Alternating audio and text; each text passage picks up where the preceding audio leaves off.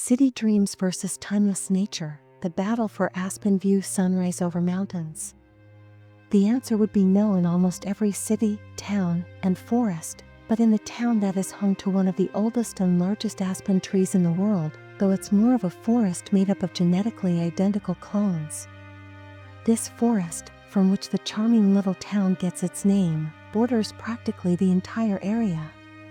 This means that if one were to look out the window of any residential building as unremarkable as ASP appears to the outside world, some astute people in the know discovered that Henry Hank Morgan was one of those people who, because to his extensive network and vast pockets, realized that Aspen View was more than simply a town, it was an opportunity. Simply think of the economic effects of urbanizing a place like this. Drew AL's attention. In addition to employment opportunities including night shifts and daylight soaks, the town was mired in the past, and its shadows would not go away due to its fast agricultural growth and other factors. It was common in these small towns to disregard the welcome signs, which were already outdated, and there was no one who needed to be welcomed anyhow, but this would soon change. Al knew exactly what he needed to do with a dilapidated town: demolish it, start over, and reclaim the Aspen View white sign. It was almost 11 a.m., but the twilight above was brighter than the afternoon sun. Al took a deep, refreshing breath and smiled, letting the sunlight dance on his face through the open window as he realized he already loved Aspen and simply had to have it, stepping into the town's only motel with a few necessities for the short trip. He pictured the car driving through a thicket of dense aspen trees, mere outlines against the harsh sun that peered through them, until it reached a clearing of tall grass, and the town was located in the center of that clearing. The town was even smaller than he had imagined, with only a dozen or so buildings packed around a tiny town square, a charming and picturesque view, like something out of a Courier and IES print. When the doorbell rang, Al went up to the front desk of a small office where an elderly woman was waiting for him.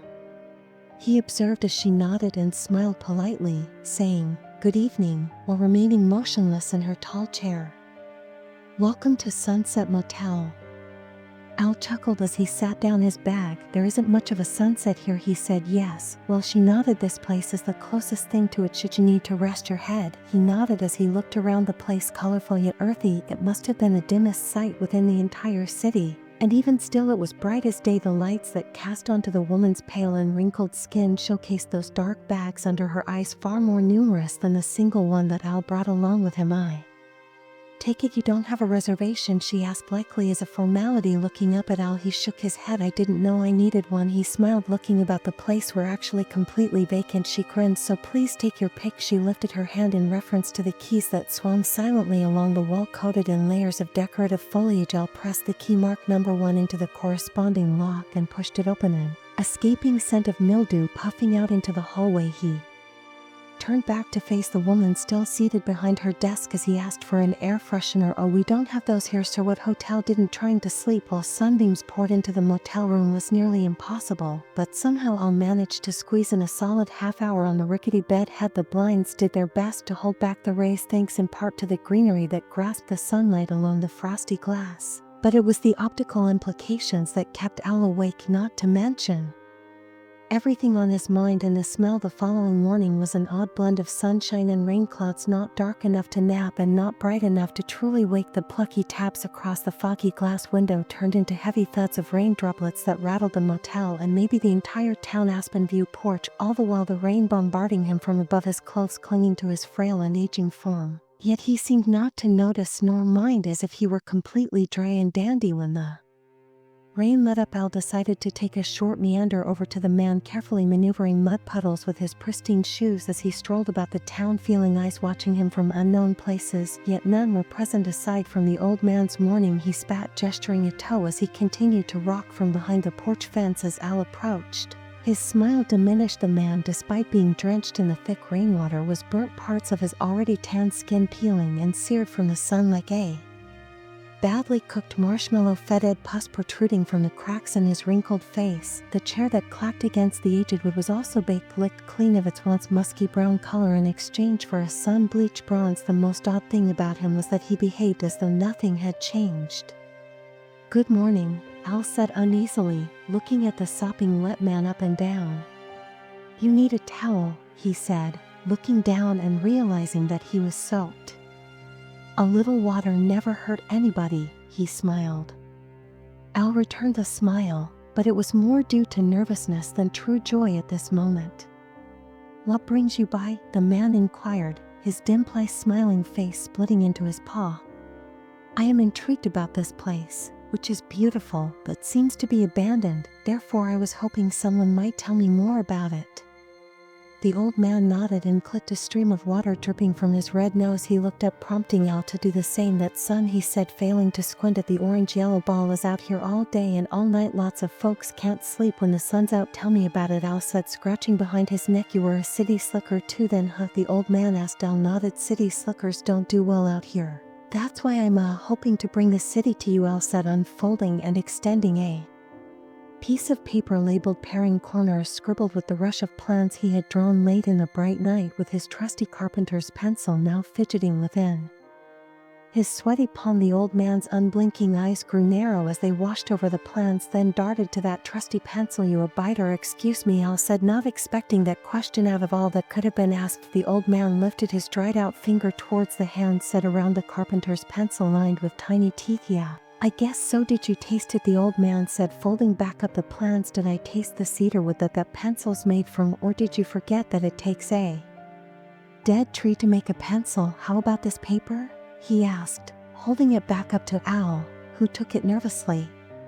You think paper just grows on trees? He laughed. And they destroy the entire thing because it consists of a few similar cedar and ponderosa bits that are meant for you to scribble that nonsense.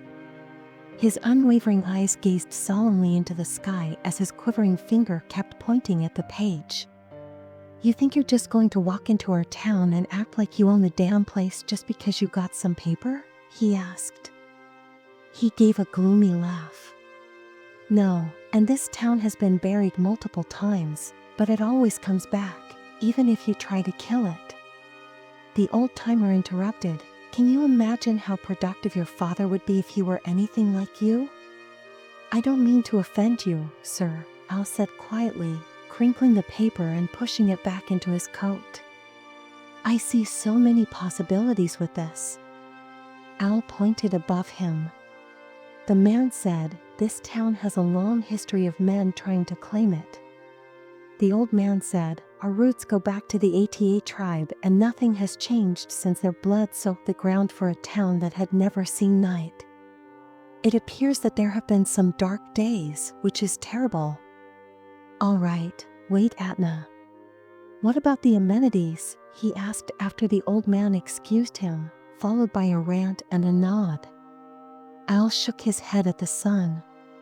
My father Al acknowledged that he wanted me to join the family business, and he paid for my education. Al made the decision to examine the town further, which involved briskly peeping into every nook and cranny as the crunchy leaf-lined pathways snapped beneath his fancy shoes and the man's rickety rocking chair rocked his ailing body back and forth. The sound reverberated throughout the desolate town, except for the creaks, clanks, the occasional bird coo, and the crunching of the leaves. If tranquilly meant peace, it lacked such tranquility. Who would want to live here? Aspen View was to be completely rebuilt, using the red mill that covered its rundown homes as the basis. There was a lot of work to be done, so he would start in the summer and within 5 years, the remnants would be gone and no one would miss it except maybe the old man and whoever else managed to survive in such an environment. Al thought to himself as he drew beneath a tall aspen tree overlooking the entire town as the rain clouds faded into the sun. He hadn't eaten lunch yet, and based on his observations of the town's offerings, there didn't seem to be any restaurant, diner, or food in sight, not that he had an appetite initially. He was about to turn the corner to head back to the motel when the woman sitting motionless on the bench in Lush Park beckoned him to halt. The sun would have been setting at this point, but the woman wasn't moving. He asked, hearing exactly what the woman had said on the quiet street, hoping that she had ended the conversation completely. As it seemed that in many of these charming little towns, one person's business was everyone else's. He wasn't afraid to show her his plans, just like he did with the old man, and just like that man, the woman displayed great opposition. "Did I tell you this will never work?" The blank-eyed woman stared. He was like the old man, frail and deeply tanned, wearing aerated, pale clothes lined with tiny strands of clutched ivy parton. Eyal's brows creased in the stern sun. The walk back to the motel just confirmed his current state of mind. "I've never met you before, ma'am," he replied impatiently, demanding the page back. She gave it to him, although it wasn't such a bad idea.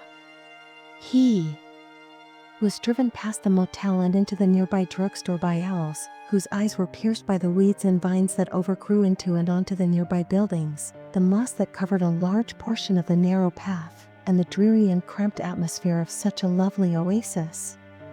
If he was returning home in the morning, a night's sleep was the least he could hope for. From across the packed pharmacy, a sing-along voice said, "Hello, welcome." A woman behind the counter grinned broadly at Al, indicating that at least one person in the otherwise dark yet light neighborhood was cheerful. "I need some melatonin-specific sleeping pills, please." "Can't you face the sun?" I questioned the woman. "No, not at 3 in the morning." I assumed the woman moved a bottle of small capsules towards Al after reaching under the counter. The woman nodded, pointing down at the small bottle between his fingers. "Oh, how much do I owe you? Keep it?" Al asked.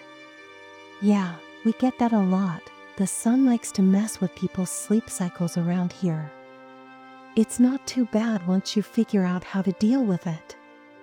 The old man was still sitting in his chair, looking out over the street leading up to the motel. Al tried to walk along in ignorance, but he couldn't get the old man's eyes off him. He smiled at Al from across the way, but Al was too busy following the vine to reply. Al was surprised, unsure of what to do with the wallets that had ended up in his hand. He nodded a courteous and silent thank you and walked away without saying anything more.